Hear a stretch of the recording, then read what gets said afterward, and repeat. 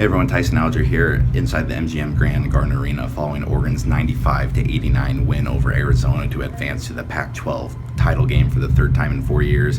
This game went into overtime, and as I'm sure most of you saw, it was one of the wackiest games I've ever seen. I've covered this team for 2 years now, and essentially Oregon should have blown this game out they were blowing it out by halftime. They were up by 17 points in the second half, and then they blew it.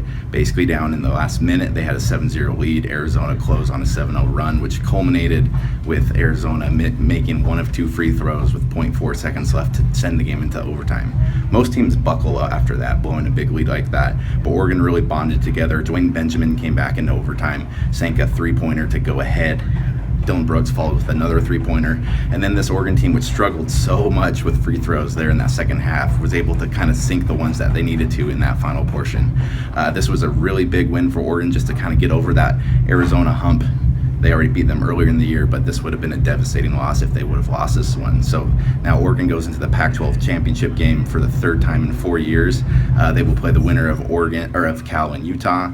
And this was just really a big win in March for this team, because they're going to go to the NCAA tournament where little errors are going to be magnified, and to be able to overcome that, counter it, and win, I think is a really big deal for a team like this that still has a lot of young pieces as they're going into March.